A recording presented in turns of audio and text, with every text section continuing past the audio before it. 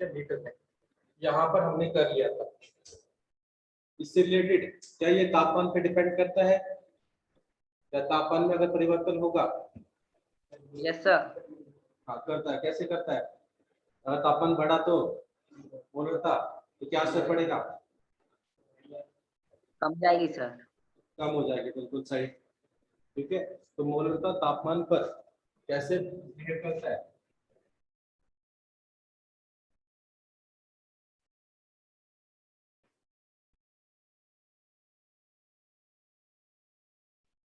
और तापमान पे बिहेव करनी क्यों? तापमान बदलेगा तो मोलरता बदल रही है, क्योंकि इसलिए किस पे डिपेंड करता है?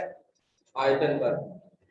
ठीक है, क्योंकि आयतन तापमान पर डिपेंड करती है। अगर तापमान में फेरबदल होता है तो आयतन भी बदल जाता है।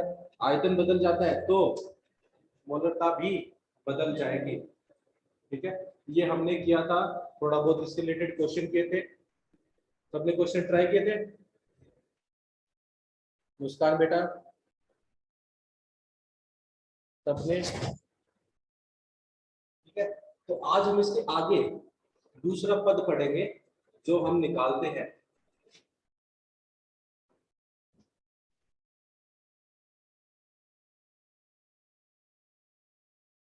उसको क्या बोलते हैं? Molarity, molarity. ठीक है, आज हम इसके बारे में पढ़ेंगे। तो जब हमने मोलैरिटी पढ़ा तो अब मोलैरिटी के बारे में जब पढ़ेंगे तो मोलैरिटी क्या था? तो मोलैरिटी याद रखना, इसके सूत्र से इसकी क्या बनेंगे? डेफिनेशन बना लेंगे। तो सर इसका सूत्र क्या है वो देखो, और इसके डेफिनेशन में वो कैसे हेल्प करेगा वो सब देखो।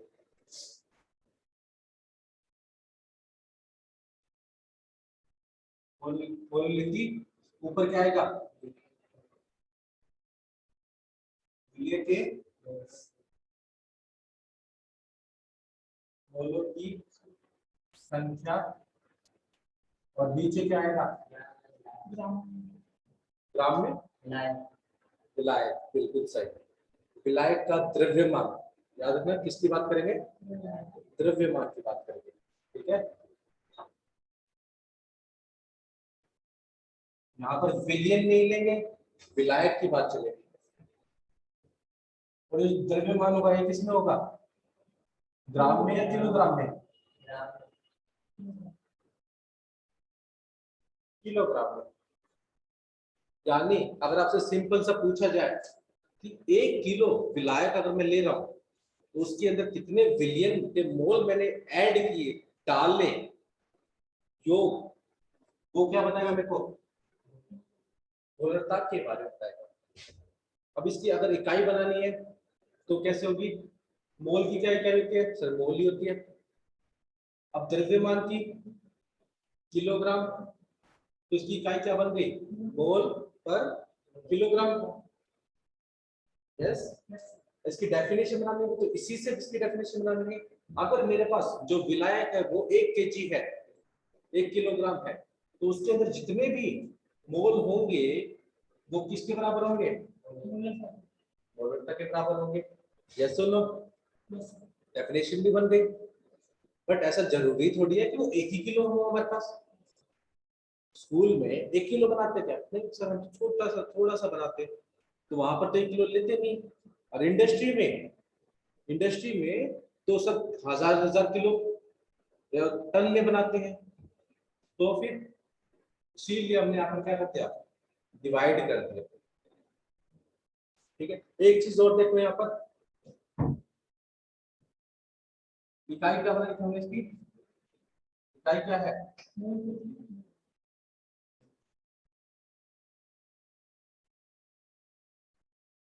मोल पर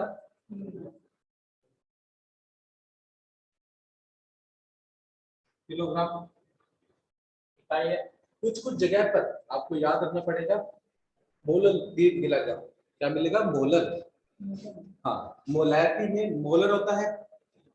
अगर आपको किसी संख्या के पीछे क्या मिल जाए? मोलर मिल जाए तो यानी वो किसकी बात करता है, मोलरता की। और वहीं पर इसी संख्या के पीछे अगर आपको मोलर मिल जाए यानी वो किसकी बात करना चाह रहा है, मोलरता की बात करना चाह रहा है। ठीक है, तो ठीक है सर। अब एक और बात याद रखना, क्या चीज, क्या मोलरता तापमान पर डिपेंड करती है या नहीं करती। अगर तापमान में कुछ फेरबदल होगा, मोलरता में कोई फेरबदल होगा, क्यों नहीं होगा, बिल्कुल सही, क्योंकि सर द्रव्यमान है, इसमें हमने आयतन नहीं लिया, द्रव्यमान लिया, और किसी का भी द्रव्यमान बदलता नहीं है, तापमान पर डिपेंड नहीं करता, बदलता नहीं है।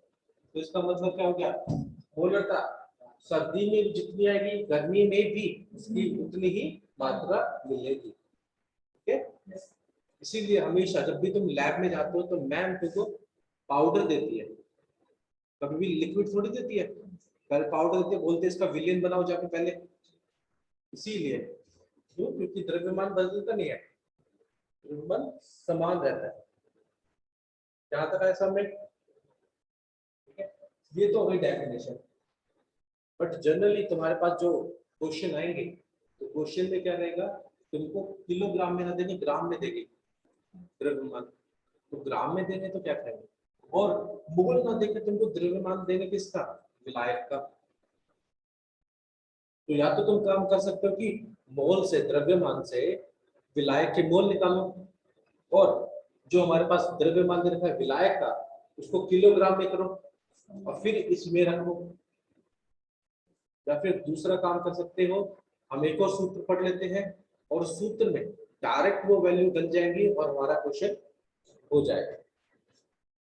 ठीक है, चलो देखते हैं। यहाँ पर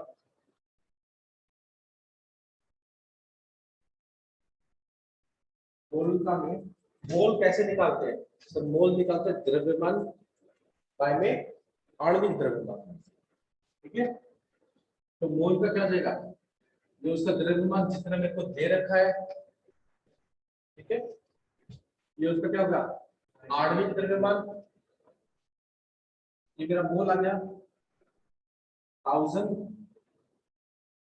विलायक है केजी में, ऐसा ना, अगर कोई ग्राम में होता है तो उसको केजी में बदलने के लिए कितने से भाग देते हैं, 1000 से भाग देते हैं, तो मैंने 1000 से भाग दे दिया, जो भी मेरा विलायक अगर मेरे पास ग्राम में होगा, विलायक था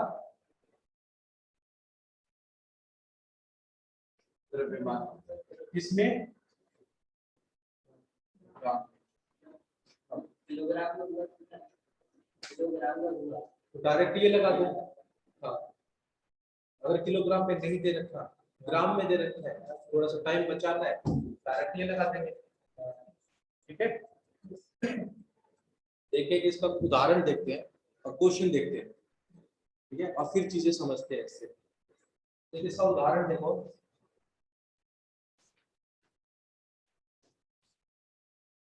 हमारे पास क्या दे रखा है, एक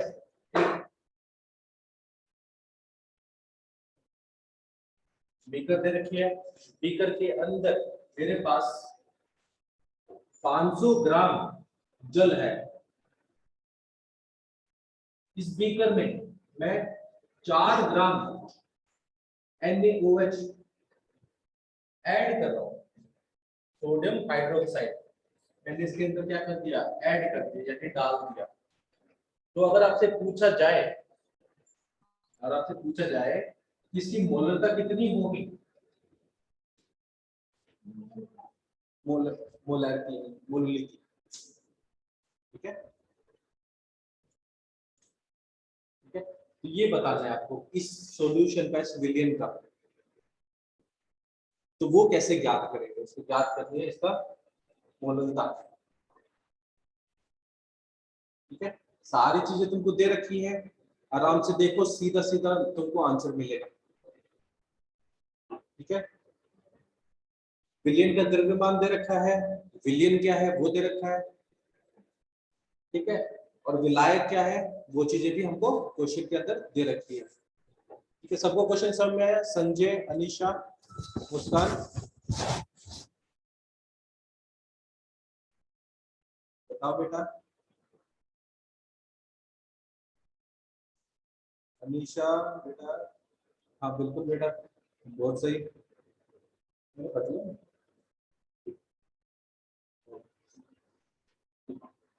सही आंसर अनीशा बेटा आपका। तो सब कुछ दे रखा है।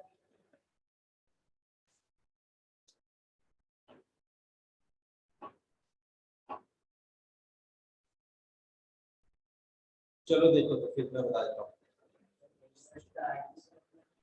आठवीं की तरफ का 40। हाँ बिल्कुल बिल्कुल संजय, आ जाओ। एक काम करता हूँ मैं, तो मिटा देता हूँ।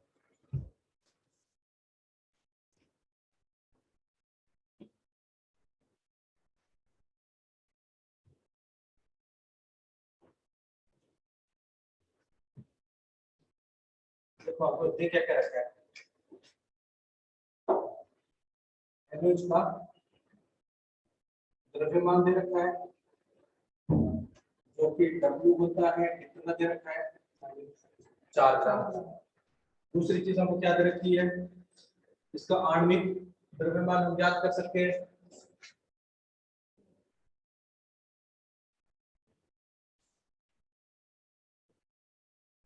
वो आ जाएगा 40। तीसरा जल, जल क्या है यहाँ पर, लायक है, लायक का द्रव्यमान भी दे रखा है, कितना दे रखा है, 500 ग्राम। सारी चीज तो दे रखी है, डब्ल्यू भी दे रखा है, एम भी दे रखा है, और सारों को इसी के अंदर डाल देंगे। तो मुझे मोलता निकालनी है। 40,000 बटे 500, काटेंगे 2 आ जाएगा, काटेंगे 10 आ जाएगा, 0.2 आ जाएगी मोल पर केजी, हमारा आंसर आ जाएगा 0.2। ठीक है, हाँ सर बिल्कुल। अब मजा तो यहाँ से चालू होगा कि अभी तक हमको पता चल चुका है कि मोलरता कैसे निकाल सकते हैं।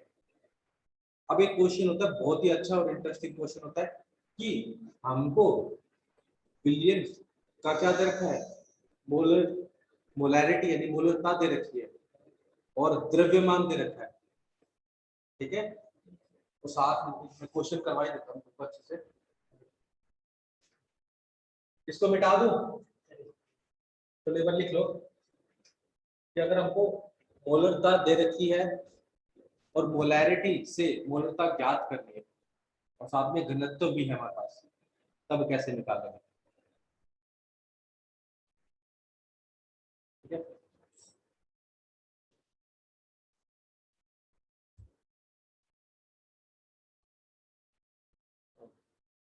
बेटा किसी को कुछ पूछना है,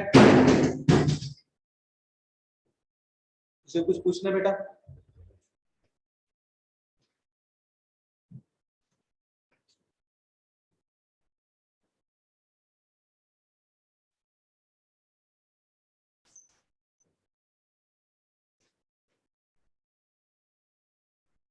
ये बस को लिख लो, फिर हम इसको आगे करते हैं।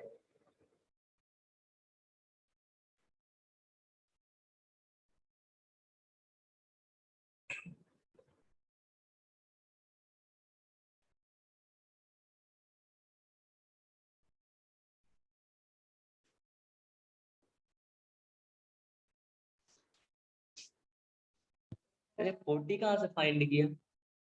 40 कहाँ से फाइंड किया, देखो बहुत अच्छी बात है। 40 आणविक द्रव्यमान।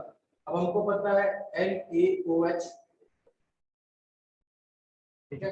NaOH में सोडियम का कितना 23 होता है, परमाणु नंबर, परमाणु संख्या तो 11 होती है, बट द्रव्यमान संख्या कितनी होती है, 23। ऑक्सीजन की द्रव्यमान संख्या 16, और हाइड्रोजन की 1। इसको क्या करोगे, ऐड कर दोगे, योग कर दोगे तो कितना मिलेगा देखो 40। यहां से आगे इसका क्या आणविक द्रव्यमान, हाइड्रोजन के अंदर एक ही होता है, वो खाली प्रोटॉन होता है, न्यूट्रॉन नहीं होता। इन सब के अंदर प्रोटॉन न्यूट्रॉन सभी होते हैं। हाइड्रोजन एक ऐसा तत्व है जिसके अंदर न्यूट्रॉन नहीं होता। ठीक है, तो यहाँ पर हाइड्रोजन का एक ही रहेगा। सौरभ बेटा आपको आ गया 40 कहाँ से आया? Yes sir. चलो जल्दी फिर इसको कर।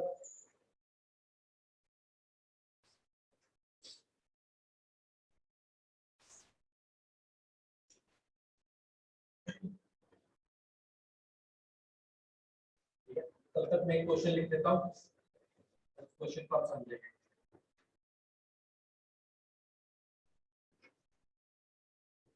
ठीक है, हमारे पास एसिटिक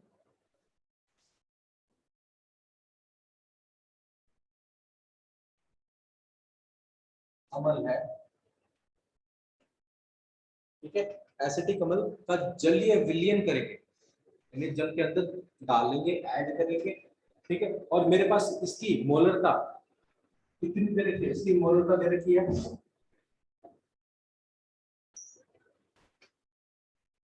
2.05 m। ठीक है, और घनत्व दे रखा है, जो विलयन बनेगा उसका घनत्व, वो घनत्व कितना है मेरे पास 1.02 kg पर मीटर क्यूब। इसका मतलब इसको केजी ना करके ग्राम वाले में कर देते हैं, ज्यादा अच्छा रहेगा, ग्राम पर एमएम। ठीक है, ये हमारा घनत्व दे रखा है, और आपसे पूछा गया कि ये जो हमारा विलयन बनेगा इसकी विलयन की मोलरता ज्ञात करो। ठीक है, इसके अलावा और कुछ भी तुमको इंफॉर्मेशन नहीं दे रही थी। ठीक है, इसके अलावा इसमें कुछ भी इंफॉर्मेशन तुमको नहीं दे रखी है, यही दो बातें बता रखी है। मोलरता, हाँ बोलो निशा। सर मोलनता निकालना होगा ना? हाँ बिल्कुल, मोलरता निकालना। डेंसिटी कितनी है? क्या दे रखी है? डेंसिटी दिख नहीं रहा अच्छे से थोड़ा। घनत्व, घनत्व हमारे पास 1.02। Okay sir. ठीक है, तो इसके लिए निकालने के लिए सीधा सीधा एक सूत्र है, उस सूत्र में इसको डाल लेंगे, डायरेक्ट आंसर आ जाएगा हमारा। वो सूत्र क्या है? जब हमको मोलरता दे रखी है और मोलरता ज्ञात करनी है तो कैसे निकालेंगे, वो सूत्र याद रखना। वो सूत्र होता है हमारे पास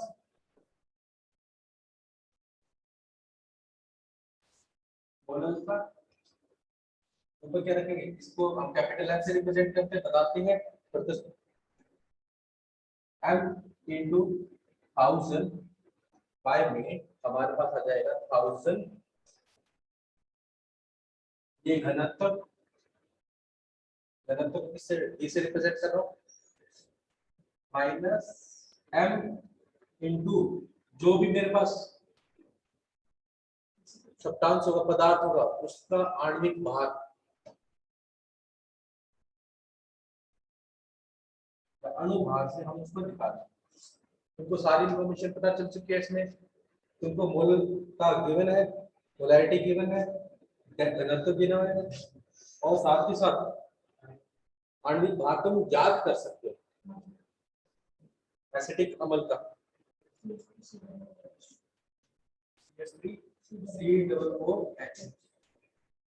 इसका क्या निकाल सकते हो तुम? आणविक भार निकाल सकते हो। हाँ सर, बिल्कुल निकाल सकते हैं। सारी चीजों को इसके अंदर डायरेक्ट डाल दोगे, आंसर आ जाएगा।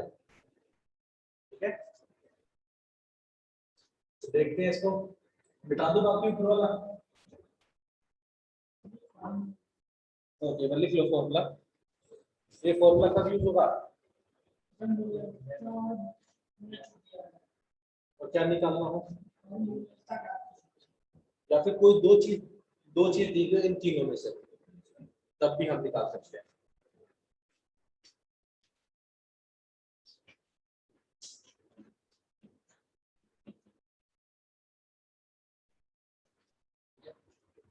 बताओ इसका आंसर क्या आएगा, सोल्व करो।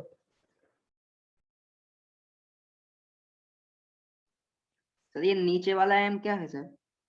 एम वही जो ये है, यानी मोलरता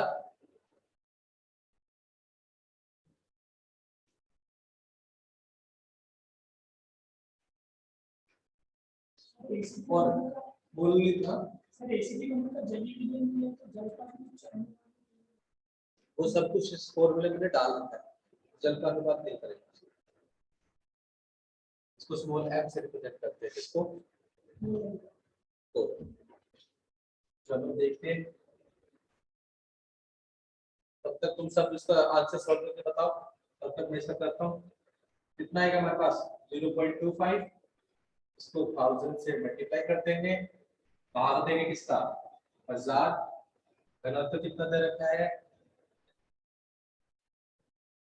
-0.25 इंटू आणविक भार, इसका आणविक भार कितना होगा 12 3 12 16 16 और 1। देखो सभी का ऐसे ही आएगा, ठीक है। इसका निकाल के देखो और बताओ, इसका आएगा 60। 60 से हम यहाँ पे क्या करते हैं मल्टीप्लाई। जब इसको सॉल्व करोगे तो इसकी वैल्यू बताओ, सॉल्व करके कितनी मान आएगा।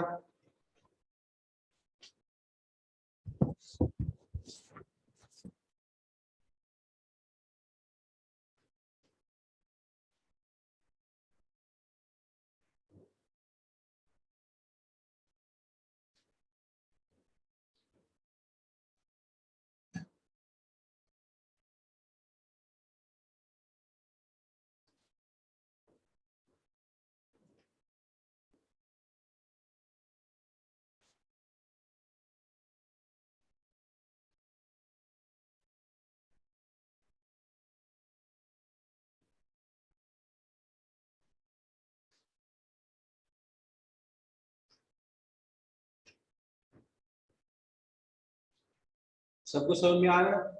अनीशा बेटा 2.3, बिल्कुल बिल्कुल आपका बहुत बहुत पास में है।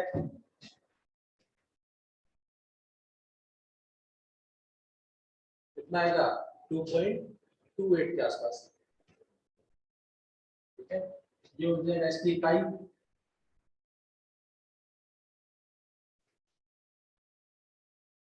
देखो आप सबका यही आंसर आ रहा है या नहीं आ रहा?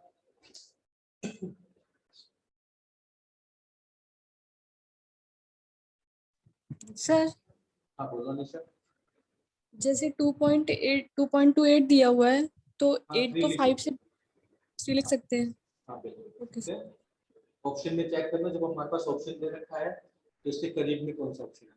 3 दे रखा है तो 3, नहीं तो एग्जैक्ट वैल्यू दे रखी है तो एग्जैक्ट वैल्यू लिखनी पड़ेगी। सर हाँ, बोलो समझना है ये चीज कैसे आई।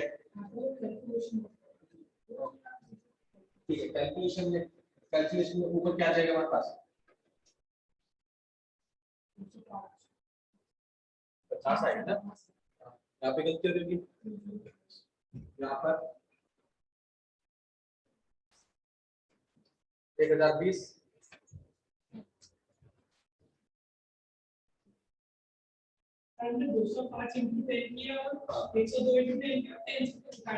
वही तो गड़बड़ करते हैं। जब तक इस माइनस का बीच में से नहीं हटेगा तब तक आंसर ही गलत आएगा।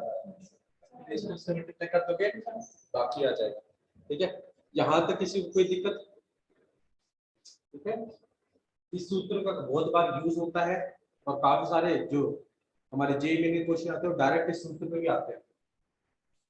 वो क्या करेंगे, कम से कम इंफॉर्मेशन देंगे तुमको और आंसर भी डायरेक्ट आता है, ठीक है। बिल्कुल संजय, बिल्कुल सही, ठीक है। इसको एक बार नोट कर लो, फिर मैं इसको इरेज करता हूँ, फिर आगे बढ़ते हैं हम, ठीक है। जिसको लिखना है वो एक बार लिख ले। और जिसको नहीं समझ में वो भी पूछ ले।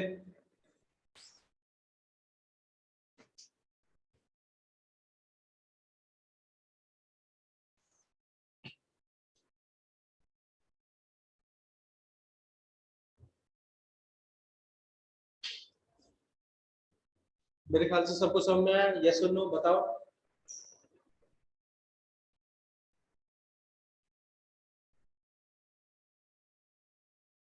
सौरभ बेटा, गौरव, अनिशा, ओके।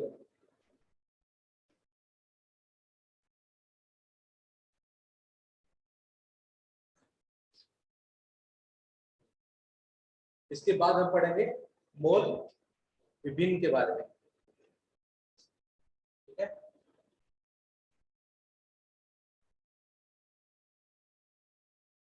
हो जाए तो बता देना, मैं मिटा दूंगा।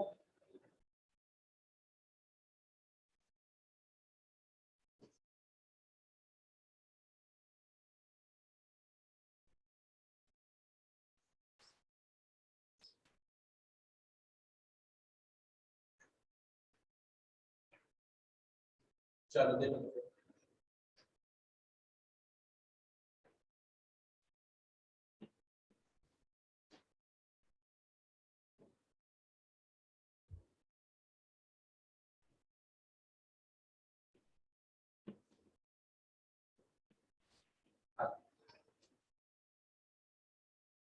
हम पढ़ेंगे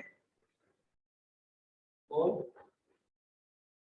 विभिन्न के बारे में, या फिर इसको बोला जाता है मोल विभाज्य। आगे चल के इसको जब तुम कॉलेज लेवल पे आ जाओगे तो इसको बोला जाता है इंग्लिश में मोल फ्रैक्शन, ठीक है। जहां पर हमारा जो विलय है उसके मोल लेंगे, विलायक के भी मोल लेंगे, और इसके हाँ जो हमारा विलयन बनेगा उसके भी मोल लिए जाएंगे, ठीक है। सर मूल अंश भी यही होता है। सॉरी, सर मूल अंश। मोल अंश नहीं, मोल अंश नहीं होता ये। अब इसको ज्यादातर हम रिप्रेजेंट करते हैं एक्स से। बताया किसे जाता है? एक्स से बताया जाता है। इसके बारे में याद रखना, एक्स निकालने कैसे, अगर मेरे पास विलय के मोल मान लेते हैं हमारे पास कितने दे रखे हैं, स्मॉल एन। विलायक के मोल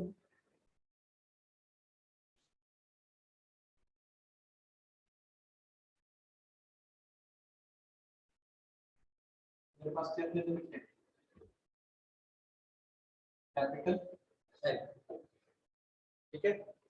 और विलियन के आ जाएंगे तो विलियन के मोल कितने हो जाएंगे,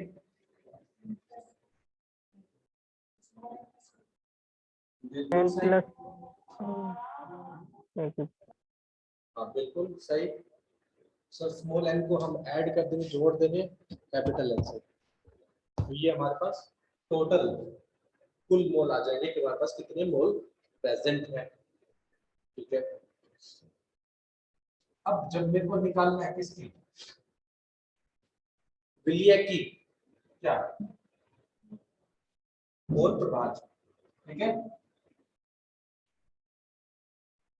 तो हम क्या करेंगे, जितने मोल विलय के दे रखे हैं उसको ऊपर रखेंगे, और कुल मोल कितने दे रखे हैं वो हम नीचे रखेंगे।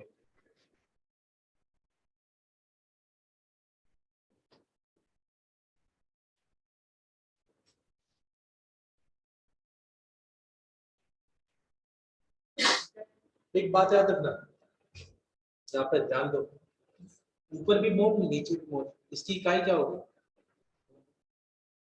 क्या ध्यान से सोचो, ऊपर भी मोल नीचे भी मोल, सर इकाई हीन होगा, मोल से मोल कट जाएगा, कट जाएगा, तो जो मोल प्रभाज्य आएगा वो इकाई हीन होगा, ठीक है। क्योंकि ये अनुपात है, सर क्या है अनुपात, इस तरह का, और अनुपात कोई इकाई होती है, ये सर इकाई नहीं होती, ठीक है ये चीज।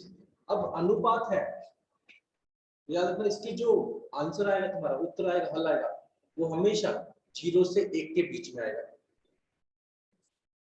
क्या आएगा, 0 से 1 के बीच में। अगर 0 आ गया इसका मतलब उसके अंदर विलय है क्या? सर बिल्कुल भी नहीं है। अगर एक आ गया इसका मतलब क्या, पूरा का पूरा क्या है, ठीक है। ऐसे ही विलायक का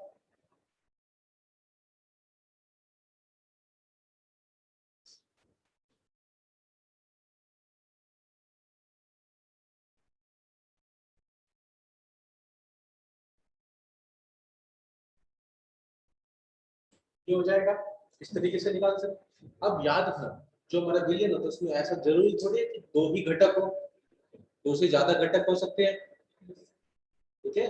तो उसके लिए क्या हुआ, जिसका पूछा गया उसको ऊपर रखेंगे, उसके मोल को ऊपर रखेंगे, और कुल मोल कितने हैं उनको नीचे रखेंगे, ठीक है। तो ऐसे मोल परिभाष निकालोगे।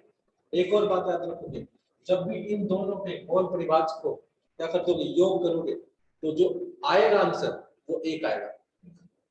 क्या आएगा? एक आएगा।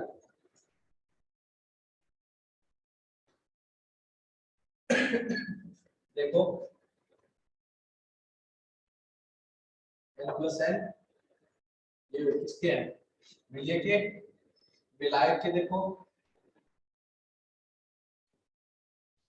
इन दोनों में जोड़ोगे तो कितना आ जाएगा। अगर मेरे को विलय के मोल परिभाष पता है तो इसको तो मैं सर एक माइनस करके निकाल लूं, निकाल सकता हूँ। हाँ सर बिल्कुल निकाल सकते हैं। बताओ तुम सबको समझ में आई ये चीजें? Yes sir. ठीक है। और साथ के साथ अगर तापमान की बात की जाए, चाहे तापमान पर इसकी मात्रा बदलेगी, डिपेंड करेगा। कैसे डिपेंड करेगा? मोल, हाँ सोचो सोचो, कोई दिक्कत नहीं। मोल लीटर पर लीटर आता है, तो मोलैरिटी होती है, तो ये तो मोल है, मोल तो नहीं करता, मोल कहाँ करता है, ठीक है। संख्या तो बदलेगी नहीं, इसका मतलब इनका जो अनुपात आएगा, मोल परिभाष आएगा, क्या वो बदलेगा? नहीं बदलेगा। तापमान बदल जाए कुछ भी फर्क पड़ता है, इसका कुछ फर्क नहीं पड़ने वाला, ठीक है। तो ये तापमान पर क्या नहीं करता, तापमान परिवर्तन हो जाए तो इस पर निर्भर नहीं करता, ठीक है।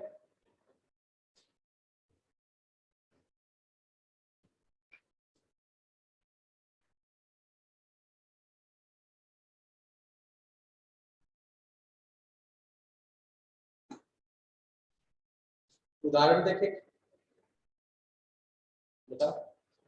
हाँ, सर, मेरे पास क्या है, दो चीजें हैं, एक नमक है, नमक के अंदर क्या होता है, NaCl, ठीक है। ये नमक है, इसको मान लेते हैं मेरे पास 5 ग्राम है, जल के अंदर इसको मिला देता हूँ। जल कितना ले रहा हूँ मैं यहाँ पर, बताओ। 26 ग्राम ले लेता हूँ, ठीक है। आपसे पूछा जाए कि ये जो मेरा NaCl है, नमक है, इसका मोल परिभाष याद करो। क्या याद करना है? मोल परिभाष याद करना है। तो बताओ कैसे याद करोगे?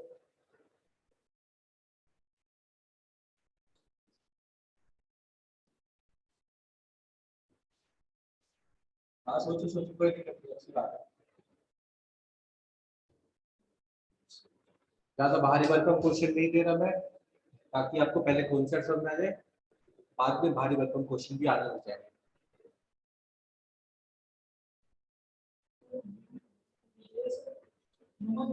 हाँ नमक क्या है? 5/41, हाँ बिल्कुल। 5/41 क्यों आएगा, 41 से ज्यादा है ना, आणविक भार तो उसका अलग है, कैसे ना। नहीं, पंकज हम ग्राम में भी ले सकते हैं, हम द्रव्यमान ले रहे हैं ना जल का,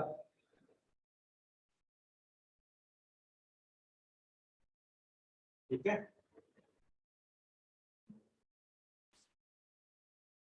बिल्कुल सही सौरभ। 41 कैसे आएगा सर? ओके 41 देख लेते हैं। चलो ऐसे थोड़ा सा हो गया। अगर आप देखोगे पहली बात तो ये हमको द्रव्यमान दे रखे हैं। क्या दे रखे हैं? द्रव्यमान। और पहले काम तो हमको क्या चाहिए? मोल से। तो द्रव्यमान से मोल में बदल देंगे पहले इसको। ठीक है, ऐसे ही डायरेक्ट नहीं करेंगे। ठीक है, अभी हम सोच रहे हैं हम डायरेक्ट इसमें कर ले। ये क्या दे रखा है? द्रव्यमान नहीं दे रखा हमको। द्रव्यमान दोगे तो सर 5 और 36 41 हो जाएगा। ऊपर 5 लिखेंगे, नीचे 41 आंसर हो गया, हमारा काम खत्म। ठीक है, नहीं वो चीज गलत हो जाए। तो सबसे पहले तो आपको क्या करना पड़ेगा? हमारे पास जो नमक है उसका मोल ज्ञात करना है, जल है उसकी मोल ज्ञात करनी है द्रव्यमान में। ठीक है, तो इसके मोल ज्ञात करोगे तो इसके मोल कितने आएंगे? तो मोल निकालने के लिए द्रव्यमान बाद में आणविक द्रव्यमान 5 दे रखा है, इसके मोल कितने? आणविक द्रव्यमान 23 और 35.5। ठीक है, नीचे कितना देना? 23 प्लस 35.5। ये आ जाएंगे मोल किसके? नमक के। ठीक है, इसको जोड़ोगे तो तुम्हारे पास कितना आ जाएगा? 0.585। इतने मोल दे रखे हैं किसके? नमक। ठीक है, ये मोल आ चुके हैं। फिर हमको मोल निकालने किसके? जल के मोल।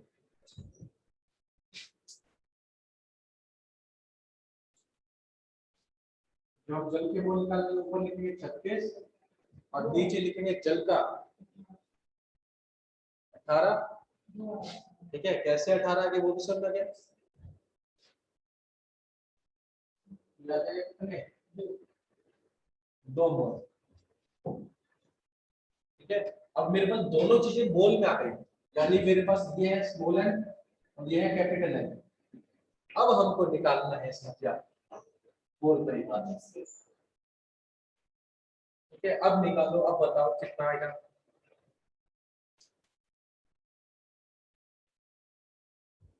सौरभ बेटा अब समझ में आया आपको?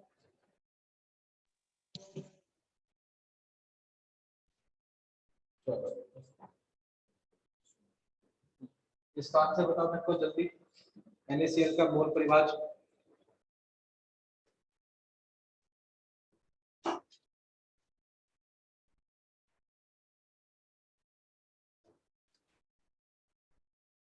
नंबर के कितने मोल दे रखे हैं? 0.085। मतलब सीधी कैलकुलेशन है, सब कुछ पुट कर दो। ऊपर कितने मोल? 0.085, नीचे